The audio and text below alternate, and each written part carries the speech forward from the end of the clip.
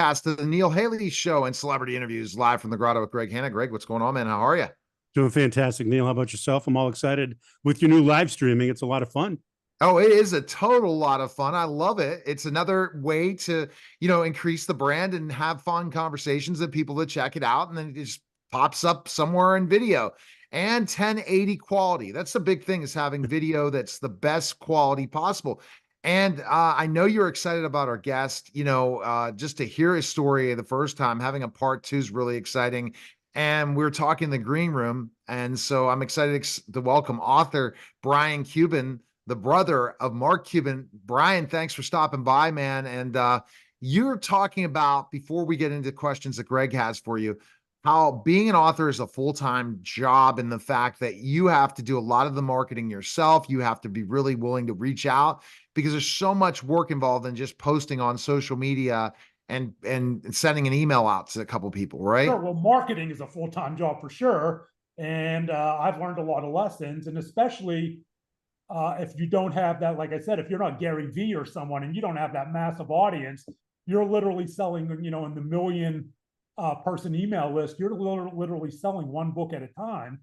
So you have to start 7, 8, 9 months in advance and start your marketing. And a lot of authors don't do that. So they all of a sudden, they're 2 months before, they post it on Facebook, they post it here or there, and they just don't get the sales they want because they didn't do the work. And a lot of them, they're not willing to do the work because you have to set shame aside and be willing to take no, and be willing to take, why are you sending me this? Don't send me this again. And just let it roll off you to build that opt-in list of people who are opting in specifically for your book, right? And Totally. I've started early. That's what we were saying. I started early because I have 10,000 LinkedIn connections. I am messaging every single one of those with a synopsis of my book. I'd like you to opt in because you don't want to spam people. So you have, this is our opt-in reach out, and a lot of them do. And so I do that on Facebook too, where you're going to get a higher percentage of opt-ins because you have a more intimate relationship. You tend to have a more intimate relationship, online intimate relationship with your Facebook connections. The problem with Facebook is they throttle you. So you have to start early because you send 100 and they'll shut you down for 3 days. Right. The rule is, and I've shown where you don't even show a link after you send 50. Here's a tip for you. And we'll get right to Greg's first question, is you basically go ahead, you shoot no link, then you go into links after that, because they can let you send as many messages. But when you send some sort of link, they nail you. Yeah, and So I don't send links. For this time around, I avoided that. I used links from my last book, and it was a pain. I avoided that. I just send a message with a synopsis, and I just asked them to opt in, right? So I'm not asking them to buy anything. I got And it. so what I've done is, now when the book comes out or when it goes into pre-order, rather than going to each person, I have everyone in one place because I have an opt-in email list. Yeah, that You're makes getting sense, Brian. So, Brian, hey, you're a hard-hitting, scrappy entrepreneur, I can tell. Were you born with that? Did you develop that? How did you get there? I learned a lot of lessons from my brother Mark. I don't consider myself an entrepreneur. I hate no. I'm not a phone guy. Where you got to get on the phone and cold call. Although I guess these emails are kind of like cold calling, but no, I've never been that way. I mean, I've always been a lawyer, and now I'm a writer. So I hate that stuff. I was not born with the entrepreneur gene like Mark was. So how are you? Mark was real quick, selling stuff door to door at 15 years old. yeah, that wasn't you, right? But what's it like? I mean, your brother's is a famous celebrity entrepreneur for that group of people that are into the business community that watch Shark Tank, that type of things. I mean, we're not talking Clark Gable level, but we're talking, for a celebrity entrepreneur, who's a really well-known guy on the planet. What's that like for you? You find it more helpful in your life, less helpful? I mean, obviously, selling my books, yeah, it's helpful. People know my last name. Last name branding is very important. There are aspects that at one time were annoying. Now nothing annoys me because I've heard it all. And you get email pitches, send this to your brother Mark, or even from my speaking, you get the email that says, hey, we really like you to come out, but we really like for you and Mark to speak together. And just say you want my brother Mark to come speak at your event, and the event will have nothing to do with what I do, right? Yeah. It's some techie event or some empowerment, right? Speaking empowerment kind of, who's the guy, Tony Robbins, whatever kind of event. And it has nothing to do with what I do, but you both can speak together. Just come on, I've heard that one before. So you get all those kinds of things, but now I just let it roll off me. Now, so I wanted to talk about what makes you different with Mark growing up. How are you guys different? Mark was always outgoing. I was always very shy and very withdrawn, very middle child syndrome. That's a huge difference. Wow. I was very, Mark had a vibrant social circle. I really didn't have any friends. We're all different. We have a younger brother, we're all very different people, and that's great. Yeah, that's crazy. Speaking of what you just said, Brian, you're a lawyer, and if you want to bring your brother to speak at the Association of Legal Administrators, I know they'd love to hear from both of you. I'll just Mark, throw it out there. I don't. Mark, why would Mark speak at the Association of Legal Administrators? Right. And now I have spoken to the Association of Legal Administrators at 2 different events, so they know who I am. But well, that's great. Yeah, but I can't imagine Mark would have something to say to the Association of Legal Administrators. I never say no for him, but what I say is you got to email him directly. Right? Yeah. I'm not his pitch guy. If you're his pitch guy, you'd stay even busier, right? I'm not his. I'm not his. I don't. Publicist or agent or whatever. You're not Mark's manager. Brother. That's it. No. And when you know some of the story, Greg, that's unbelievable about how rock bottom Brian hit, which we'll talk a little bit about. I want to hear about. I want to hear about some that. of, I know some you of guys that stuff is, before. and that's where we go back to. But I think when you kind of talk about his story, I mean, honestly, at one point, with you going to become a lawyer, you were on the trajectory to be more bigger than Mark at first, right? No, I don't know. How many lawyers are bigger than Mark? No, but not Mark. That was Mark then. Like who hit was when you were, how much younger were you when he hit it big time, when he finally sold to Yahoo? Were you already an attorney? Yes. Okay. So you were more successful than him at one point in time. No, never. Mark was ultra successful well before Yahoo. I mean, how you define success can vary, but in terms of monetary, no. Mark was ultra successful and not a billionaire, but he was very wealthy and did very well before Yahoo. He had a company, we don't want to spend all this on Mark, but I mean, he sold his first company, Micro Solutions, before, well before Yahoo, and became a millionaire off that. And he was doing well even before that. So interesting. Okay. All right. Good. Next question. Okay. Yeah. So I would love to have as long as you want to do or as short as you want to do. I didn't have the benefit of being able to speak with you prior as Neil has. I would love to hear your story. And I know people listening right now to this live stream or watching it would love to hear it too. Yeah. Oh, sure. Well, I mean, as many people know, I'm in recovery from cocaine and alcohol addiction, as well as eating disorders. I'll have 17 years in long-term recovery on April 8th. I don't know when you'll wear this, but April 8th of 2024, wow. I'll have 17 years. So I'm very excited about that. And, I've, for me, a much different trajectory than either of my brothers. I mean, I've been to a psychiatric hospital twice. I came close to suicide in 2005. I have 3 failed marriages, all result from drugs and alcohol. One more, I get a free set of steak knives. So I've been arrested. My trajectory, is much different. Nothing you would really associate with success, right? When we talk about success. But for me, everything began back in childhood. You talk about childhood trauma and the body keeps the score. I was a overweight kid, trending towards obese, again, the middle of 3 boys. And Mark was the firstborn, and he, as you might expect, was outgoing, as the firstborns are tendally be those types, selling this door to door, selling that door to door. I remember our local newspapers, there was a printer strike, so both the Pittsburgh Press and the Post-Gazette shut down. he and his buddies drove out to Cleveland, barely old enough to drive, and bought the Cleveland Plain Dealer and bought a bunch of them and drove them back to Pittsburgh and sold them on the street corner in downtown Pittsburgh for twice what they paid. So you kind of knew what he was going to be, right? And he became that and a little bit more. My younger brother, Jeff, was a nationally ranked wrestler. I jocked, beer parties, very good looking kid, dates and all of the girls, all the things that I associated with love and acceptance, right? That I wanted.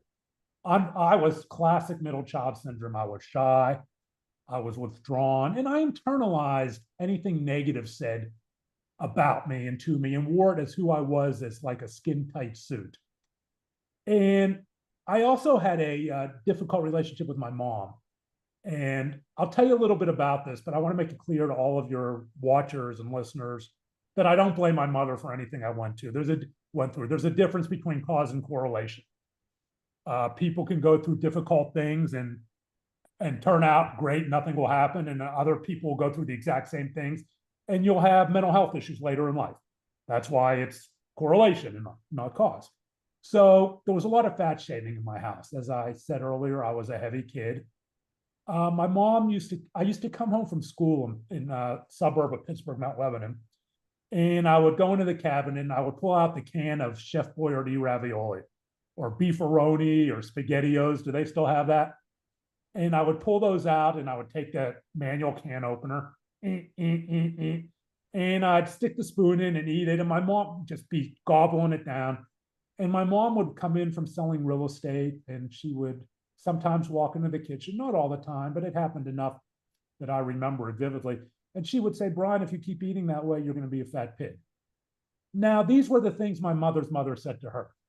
These were the things I'm sure my grandmother said to my great-grandmother said to my grandmother in some fashion. Fat shaming as families is often passed down generationally. I'm Jewish, come from an Eastern European Jewish family. My grandmother was from Lithuania, very stereotypical Jewish grandmother focused around food, eat.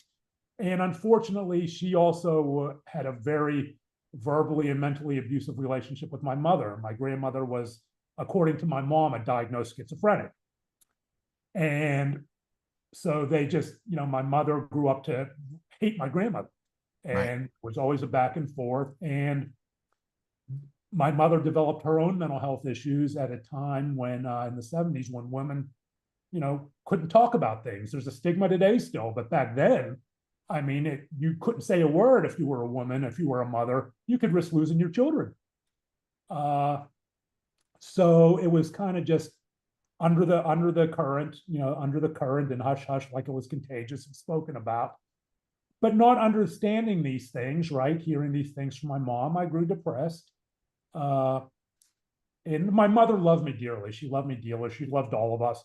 And people ask me, well, what about Mark and Jeff? You'd have to ask them. I don't know how they experience these things. I don't speak for them. I don't speak for my brothers. I only speak for how I experienced it. And so I grew, even more depressed. I began to eat more Chef Boyardee, and I grew to be a bigger Brian and a bigger Brian, and got heavier and heavier. And it so often happens as when kids change for what other kids perceive in the negative at school, the bullying started.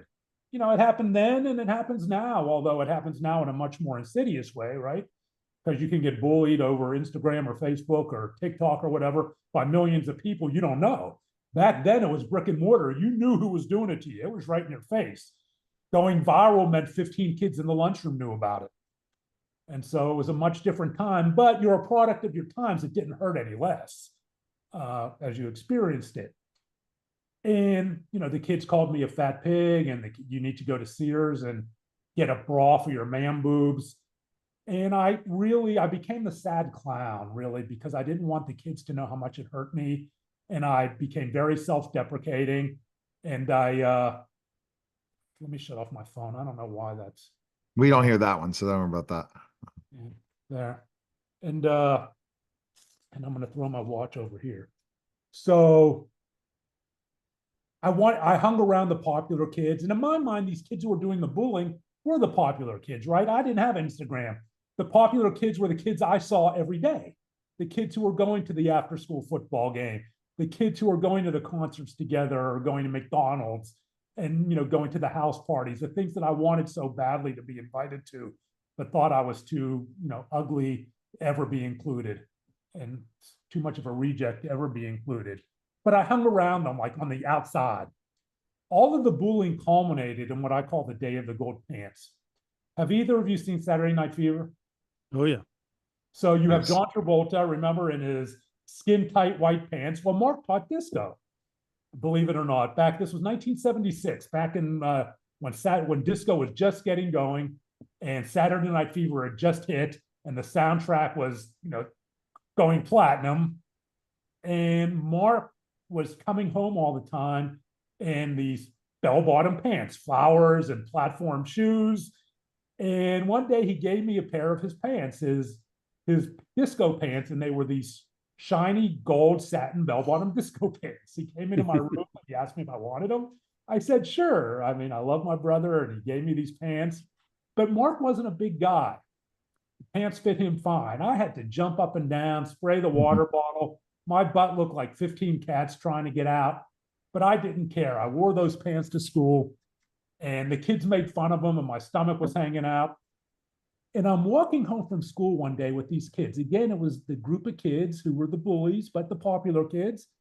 And so I hung around them, and they're in their little group, and we're walking on a sidewalk. It's a mile walk from the school to my house along this busy street. And I'm wearing my shiny gold bell-bottom disco pants. And they start making fun of them. And I'm laughing it off. Yeah, I know. You need to take out a belt loop, Cuban. Yeah, I'm going to do it when I get home. All that kind of stuff. And one of the kids pulls at the seam where the zipper is, just pulls at it, reaches out and it rips. And another kid goes, ooh, he pulls and it rips some more. And within seconds, these kids were on me like a pack of wild dogs. They physically assaulted me on that street, on that sidewalk. They ripped off my pair of shiny gold bell-bottom disco pants that my brother Mark had given me. And they threw the pieces, the shreds, into this busy street. Down to my Fruit of the Loom tighty whities, my 3-ring tube socks that you had in the 70s, my Keds tennis shoes, and I had a Pittsburgh Pirates t-shirt on. And they walked down the street high-fiving like kids will do, like they had done the funniest thing ever. I wait for traffic to clear, and I go out and pick up the shreds, and I put them over my tighty whities, and I waddle home. And I'll tell you, that mile walk might as well have been from Pittsburgh to California. That's how long it seemed. And the worst part of it, the absolute worst part of that walk of shame, were the stoplights at these busy intersections, because I had to stand there and wait for the light to clear and traffic to stop. And people are looking at me out their window, and their heads go like this, but no one rolled down their window and asked me if I was okay. And I finally got home, and I walked downstairs into our basement. The house was empty. It was funeral quiet. And I remember like it was yesterday, the stairs creaked. We had these blue painted old wooden stairs down into the basement, and it was a pretty steep decline. And the stairs creaked. And with every creak, I felt it was like ripples on a pond, right? Throwing a rock into the pond, where the ripples of the sound went out to my father, who ran an auto trim shop about 5 miles away, where he said, you're worthless, you son. And he wouldn't have done that. And rippled out to my mother, who'd say, I told you so. And, and she wouldn't have done that. She loved me dearly. Rippled out to my brothers, who would say, dude, you can't stand up to bullies. You're not one of us. And of course, they wouldn't have done that. They would have gone and kicked their asses. And I found a garbage can in that basement on that cement floor. And I pulled out the newspapers and the Chef Boyardee cans and all the other stuff. And I put the shreds of these shiny gold pants down at the bottom and covered them up, thinking, okay, that is going to hide my shame. I'll never think about this again. But that's not how trauma works. Trauma threads, trauma remembers, and trauma has a way of coming out for people when you least expect it, in a time of your life when you least expect it, and when you're married, when you're in law school, whatever, and it just, and because it's always under the surface when you don't deal with it. And Now, then boom. Now, Brian, why is it that we do not think mental abuse versus physical abuse for children is wrong? why do we not look at specifically anything that's verbal abuse as strong as physical abuse? And Because it was that 1976. We were, I but mean, I still don't think it's happened today. I don't think it's been fixed yet. being in, because I'm in that bubble, I see more outreach and more awareness. But you're right, and it's going to depend on, it can depend on so many things, guys. It can depend on culture. You can be in a culture where it's accepted, right? It can depend on a lot of different, you could be, you might not be growing up in a way that it is talked about within the family unit. And so, and again, there might be a generational avoidance. There are so many factors that come into play that are so varied that it's hard to just generalize. But overall, I can say that I believe, just societally, in a societal way, there is more awareness. There's more, but not enough. Not enough. That verbal abuse can cause many issues. Yeah. So Brian, that was a real painful story. Thank you for sharing that. I'm sure you've said it many times by now. I was hanging on every word and actually there with you, and it was very upsetting.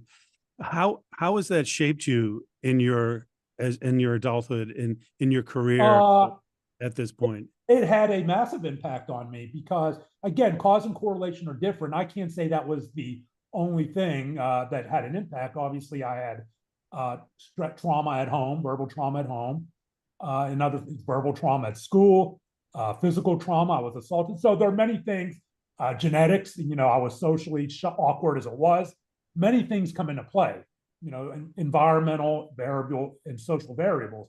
But it was right around then when that one thing happened that I first remembered looking at my reflection, seeing a reflection that was basically a monster not worthy of love and who would never be loved, never have a girlfriend. I didn't kiss my first girl till I was in law school. And so I can look at that as a snapshot in time. And I believe that everyone is an accumulation of snapshots, right? Started going back to our earliest memories, or even before we remember them, of love, of trauma, of pain, of joy, of happiness, and you string those together, to create kind of the framework of who we are that people don't see. They only see what we exhibit outwardly in our Photoshop and face smooth Instagram photos of our great life, right? They don't see the snapshots underneath. And so that was the first major snapshot that I remember that sort of began to shape how I saw myself as a human being. And I carried that to Penn State University through, the finish of high school and Penn State University, where it really began to manifest itself. And at Penn State University, it's funny, I remember this one event at Penn State. And my father had just driven me up. It was freshman. It was the first day. All the freshmen were unpacking, and I was living in a dorm with 3 other guys. And my father's helping me unpack, and I'm in the dorm, and I'm staring out this long rectangular window. And it was this cool fall day in Pennsylvania. The leaves are falling off the trees. You could just feel the snap in the air, right? Pennsylvania, central Pennsylvania, snap in the air of fall. And like you might feel like maybe in Chicago or somewhere else. And I make eye contact with this curly brown-haired girl who's out in the parking lot with the trunk open of her car, and her parents are talking among themselves. She's talking to this girl next to her, and she looks at me, and our eyes meet, and I start sweating. And I imagine my entire life with this girl within a space of 5 seconds. We're going to date, we're going to get married, and we're going to have 2 1/2 children. My life is good now. Everything's good. And I realized in this one sickening moment, I felt it in my stomach. It wasn't a smile, it was a smirk. She turned to her friend just like this. They say something to each other. She turns back to me, puts her hand over her mouth. Ugly, ugly. Now, I'm not the first kid to have a nasty thing said to him, right? It happens all the time. Another kid might have said ugly back. Another kid might have flipped her off, shot her, given her the arm salute. Or we all respond based on how we're socially, genetically, and environmentally programmed. And again, it wasn't her fault either, but I remember that snapshot. And I was somebody who already felt ugly. And you know what my response to that was? Mentally, she's right. She's right. That she is absolutely right. How can I not be ugly?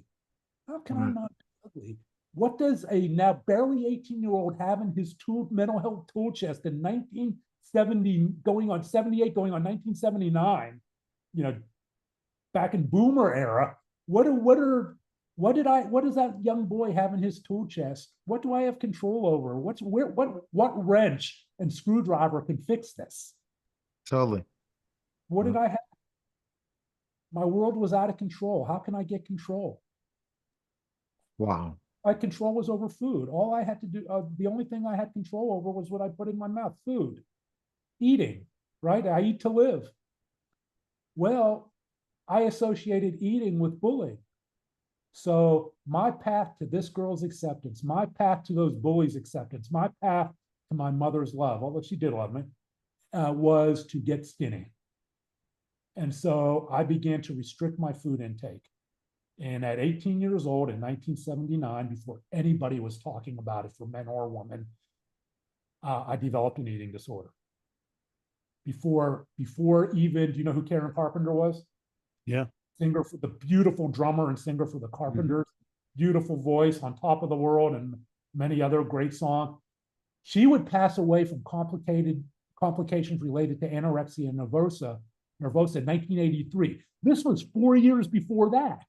And hers would bring it into the pre-digital national spotlight and kind of, but also cement the stereotype it as a female disorder. Here, I'm a guy, and all I knew is that I would weigh myself obsessively at the school. And every pound that came off, I thought that was a pound towards acceptance. But here's the problem, guys. With every pound that came off, I still looked in the mirror and saw that fat pig monster. Oh, man. Or the classroom mirror, the mall mirror, the car mirror. And so that meant I had to lose more weight and more. But the figure never changed. The delusion, what I saw in my mental delusion never changed. And I eventually transitioned into binging and purging, bulimia. Wow. And every time I binged and purged, I got a feeling of peace, like the next day was going to be okay. But I was engaging in a behavior, again, that I had no name for, I didn't understand, but it gave me this 2 seconds feeling of peace when I engaged in that act. But when the peace went away, in swept the shame of engaging in this weird thing that people just don't do, right? You don't go to the bathroom, the community bathroom, and flush the toilet and throw up so people can't hear it after you binged a meal. And it was shameful. It was shameful because I instinctively knew guys just couldn't do that. But I had to because every time I did it, I felt like the next day everything would be okay. Right. And then came the drinking. I started drinking because it wasn't making me feel any better. So I started drinking to so I didn't have to feel it all. And by the time I was 21, going into my sophomore year at Penn State, or into my junior year, I was a full-blown alcoholic. I was drinking every night. I was going to the bars by myself on campus. I turned 21 and I was old enough to drink.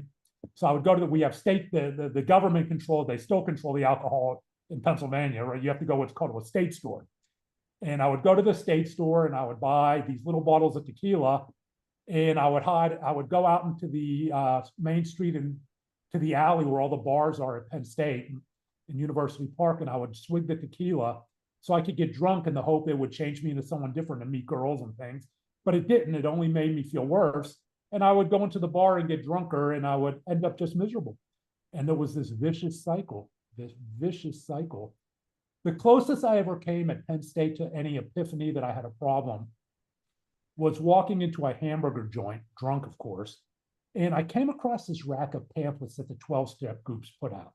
And for those who don't know 12-step, for the most well-known one for alcohol is AA, but there are others.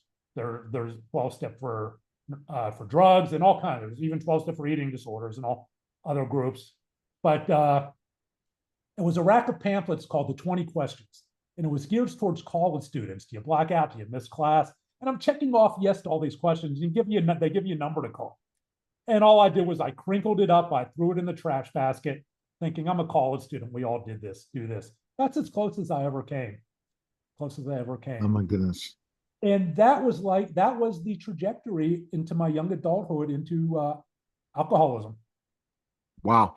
Brian, let's quickly talk about your first crime novel and then the second, and then Greg has his final question. Okay, yeah, we ran out of time, but that also led to cocaine addiction and 2 trips to a psychiatric hospital, a near suicide attempt, and all kinds of problems. But yeah, let's go. All right, so let's talk about latest books. Go ahead with the first one out, and then the second one's coming out. I've written 4 books actually. My first book was self-published. It was a memoir well ahead of its time called Shattered Image. It was about my struggle with body image, which I am going to rewrite in 2025 for a new audience. The second book I wrote was my more traditional memoir that's more well known, called The Addicted Lawyer: Tales of the Bars, Booze, Blow, and Redemption, which outlines my struggles as a lawyer with drugs and alcohol. And then my first novel was called The Ambulance Chaser, set in Pittsburgh, about a lawyer falsely accused of the murder of a high school classmate 30 years prior. And he goes on the run across the country to try to find the one person who can prove his innocence. In my current novel, my most recent crime thriller that will be released in December of this year is called The Body Brokers, and it centers around the fentanyl overdose crisis. It is the same character from The Ambulance Chaser who goes to pick up his girlfriend for their anniversary and finds her dead of a fentanyl overdose. But he suspects that she is murdered. And he travels into the belly of the beast, travels to Philadelphia, the Kensington area of Philadelphia, to prove she was murdered. And this centers around that. Wow. It's a lot of stuff going for you. All right, Greg, I know the final question. Really good. Yeah, okay, go. Yeah. So Brian, I ask every guest this question, and I'm really looking forward to hearing your answer because I'm sure we can all learn quite a bit from your answer. So here we go, Brian. Tell me, what do you feel is the most important thing in life you've ever learned? Take things one moment at a time. Take things one moment at a time, particularly my sobriety. And the other thing that it took me a long time to learn, especially with my last name, is people are going to think you suck. You have to get over it. And you can't, what people think of me is none of my business. And I used to let it bother me. And now it just rolls off. I can't tell you, if I had $1 for every time someone said, you're only selling books or you're only this or that because you're Mark Cuban's brother. Well, yeah, okay, thank you. Appreciate it. Next. But the thing is, you're putting the effort. He's working hard, Greg, to get to where he wants to go. And I think the thing that you want, and also with your books, is to go out and speak to people about addiction. I speak publicly about addiction. I speak at law firms. I just spoke at a college, High Point University out in North Carolina. I speak yearly. I do a lot of public speaking about addiction. You definitely bring that inspiration that people can overcome those things for sure. And best place to go. We do recover. Recovery is possible. It follows a different trajectory, and there are detours, and there are often steps backwards. It's rarely a straight line, but and that's especially important in an era where we are going to set another record for fentanyl overdose fatalities.